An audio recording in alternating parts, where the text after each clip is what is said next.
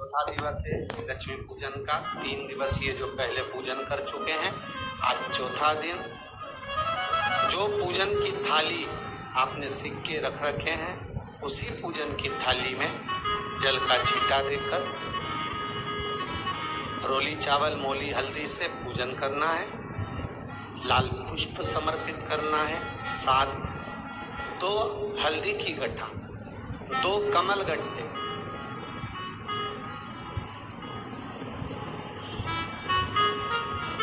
2 तरह का मीठा हो तो वो महाराज आप समर्पित करें। 2 अमरवेल के टुकड़े उस थाली में समर्पित करें और निवेदन करें माता लक्ष्मी से। 5 घी के दिए जलाएं, दीप प्रकट करें और माता लक्ष्मी की पूजन अर्चना कर कर भोग लगाकर माँ से निवेदन करें, माँ हम 5 दिवसीय आपकी आराधना कर रहे हैं जो दीप महोत्सव के रूप में। कृपा करो माँ, हमारे घर में धन वैभव लक्ष्मी का भंडार भरो माँ। माता से निवेदन करे और निवेदन करके माँ से तब 5 दीप उठाकर आरती करिए माता लक्ष्मी की और लक्ष्मी माता की आरती कर उन दीपों को एक जहां गोवर्धन नाथ जी का पूजन आपने करा है, एक दीप वहां लगा दीजिए जो सुबह आपने गिरिराज जी का पूजन करा। दूसरा दीप पानी के परिंदे के पास लगा दीजिए जो हंडा आपने पानी का भरा हुआ है। तीसरा दीप घर के हॉल में जो मुख्य द्वार हो उसके पास में, जो मुख्य द्वार हो उसके नजदीक में लगा दीजिए महाराज। चौथा दीप तुलसी के क्यारे के पास लगाइए। 5वां दीप जहां पर माता लक्ष्मी का पूजन करा है वहां पर विराजमान कर दीजिए। ऐसे 5 स्थान पर 5 दियों को रखो। थोड़ी देर द्वार के पास में माता लक्ष्मी का आवाहन करो। माता लक्ष्मी से विनती करो, हे माँ आप हमारे घर में सदा विराजमान रहिए। और बाबा गोवर्धन नाथ जी से, गोवर्धन का मतलब होता है गो मतलब लक्ष्मी, वर्धन मतलब वृद्धि, जो लक्ष्मी की वृद्धि करने वाले, जो संपदा के देने वाले, लक्ष्मी को प्रदान करने वाले, ऐसे गोवर्धन नाथ बाबा आप हमारे घर में संपदा की वृद्धि करिए, लक्ष्मी की वृद्धि करिए। बाबा से निवेदन करो। महाराज हे गिरिराज बाबा, तेरी कृपा, तेरी दया, माता लक्ष्मी की हम पूजन कर रहे हैं। ये भाव रखकर गोवर्धन नाथ जी का पूजन कर, स्मरण कर, माता लक्ष्मी का पूजन स्मरण कर। चौथे दिन की जब पूजन पूर्ण हो महाराज, तब अपन अगले दिन 5वें दिवस की पूजन का फिर क्रम लेवेंगे। और कल जब अपन 5वें दिवस की पूजन करेंगे तो उस थाली के सिक्कों को कहाँ रखना है, कैसे उठाना है, कैसे विराजमान करना है, उसका वर्णन कल की कथा में श्रवण करेंगे। कल देश विदेश में विराजमान सभी श्रोता भाई बहनों को भगवान गिरि गोवर्धन नाथ जी के पूजन की बहुत बहुत बधाई।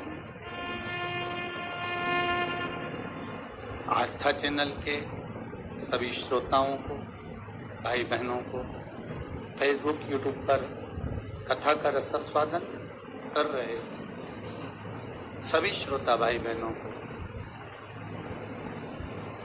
भगवान गिरि गोवर्धन नाथ जी के पावन चरणारविंद का रसास्वादन प्राप्त हो, रस तत्व प्राप्त हो। कल अपन सभी ने कथा में श्रवण करा दीपमाली का उत्सव, दीपावली का पर्व मनाया। 5 दिवसीय शिव लक्ष्मी पूजन का जो क्रम चल रहा है, उसी लक्ष्मी पूजन में आज अपन चतुर्थ दिवस में प्रवेश कर रहे हैं। बड़े सौभाग्यशाली हैं आप और हम, जो भगवान गिरि गोवर्धन नाथ जी के पावन चरणारविंद का रसास्वादन करने का अपन सबको सौभाग्य मिला है। ठाकुर जी की कृपा, दया, उदारता। कल दीपावली का पूजन आप सभी ने करा। आप और हमने मिलकर खूब दीपोत्सव मनाया, माता लक्ष्मी को अपने घर में बुलाया।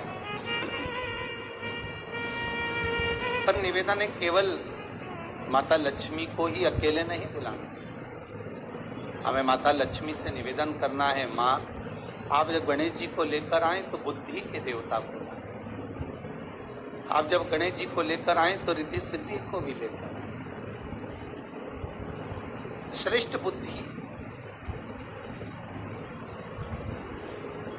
श्रेष्ठ विचार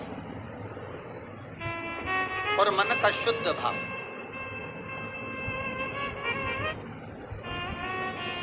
गौएं तो गोवर्धन पर्वत पर चढ़ती हैं और वहां की जो दूबा है, घास है, उसी को तो खाती हैं।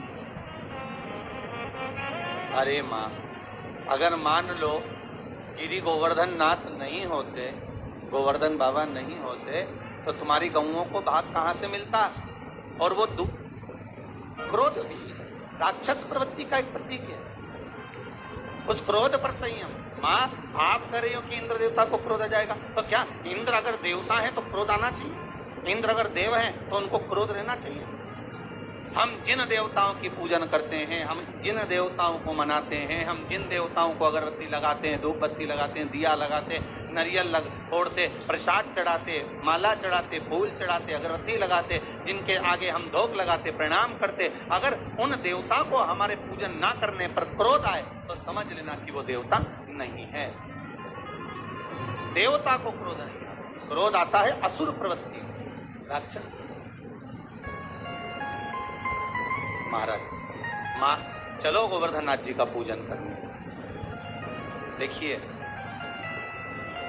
द्रोणागिरी राजा के 3 पुत्र हैं। कितने पुत्र हैं? 3। द्रोणागिरी महाराज के 3 पुत्र हैं। द्रोणागिरी के तुम युवराजा, भक्तन के साधो हो काजा, मुनि पुलस्त जी के मन भाए, जोर विनय कर मैं तो गोवर्धन को जाऊं मारा भी। 3 भोग होते हैं, अन्नकूट, 56 भोग और कुनवाड़ा। महाराज, दीपावली के दूसरे दिन जो आप भगवान को भोग लगा रहे हो, ये अन्नकूट है। 56 भोग कब लगे? जब भगवान कृष्ण ने गोवर्धन पर्वत को अपनी उंगली पर लिया, 7 दिवस तक जलवृष्टि, 7 दिवस भगवान पर्वत को अपने उंगली पर धारण कर कर रखे। एक दिन में मेरे श्री जी बाबा को, मेरे ठाकुर को, मेरे कन्हैया को, मेरे कृष्ण को एक दिन में 8 बार भोजन आता है। 7 दिन तक भगवान जब तक गोवर्धन पर्वत को अपनी उंगली पर धारण करके रखे, तब तक भगवान ने कुछ नहीं पाया। और जब 7वां दिन पूर्ण हुआ तो एक दिन में 8 बार भोग लगता था, इसलिए 7 दिन का 8 बार का भोज इकट्ठा करके भगवान के सामने रखा, तो सतुवटु 56, ऐसे भगवान के सामने 56 भोग आया। तो आज जो भोग लग रहा है वो अन्नकूट है, वो अन्नकूट है। महाराज, तो महाराज जो दीपावली के दूसरे दिन लगा वो अन्नकूट है। पर्वत उठाने के बाद 7 दिन का जो भोज इकट्ठा हुआ वो लगाया, वो 56 भोग है। और भगवान कृष्ण के साथ में सारे ब्रजवासी नंद बाबा के साथ में मिलकर जो भगवान गोवर्धन नाथ जी का प्रति समय पूजन करने जाते थे और जो भगवान को भोग लगाते थे, वो उसको कुनवाड़ा कुनवाड़े का मतलब है कुनवे के साथ, परिवार के साथ में जाकर भगवान को भोग लगाया जाए, वो कुनवाड़ा, वो कुंजवाड़ा। महाराज, सारे ब्रजवासी भगवान का पूजन करा, आ गए देव ऋषि नारद इंद्रदेव के पास पहुंच गए। महाराज लाला तूने गोवर्धन नाथ जी का पूजन कराया, लाला आप बचा ले। कन्हैया कहते हैं ब्रजवासियों, जिसको तुमने अगरबत्ती लगाई, जिसको तुमने धूप बत्ती लगाई, जिसको तुमने दिया लगाया, जिसका तुमने पूजन करा, चलो उसकी शरण में चलो। सारे के सारे विराज बाबा बाबा गोवर्धन।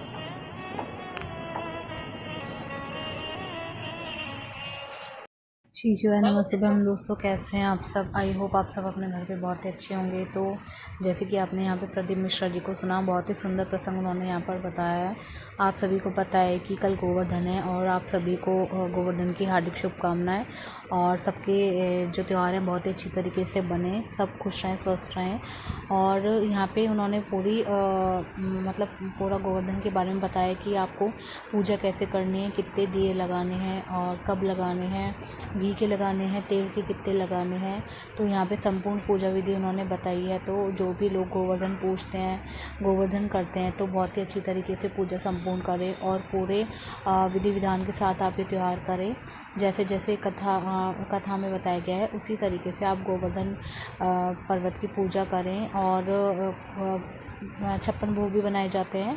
56 भोग ना बना सके तो जो भी आपके घर में मीठा या जो भी पक्का खाना बनता हो वो बनाएं और उस तरह गोवर्धन बाबा की पूजा करें और उनकी परिक्रमा लगाएं, ताकि गोवर्धन बाबा की कृपा आपके घर पे सदैव बनी रहे। श्री शिवाय नमस्ते। ब्रह्म हर हर महादेव।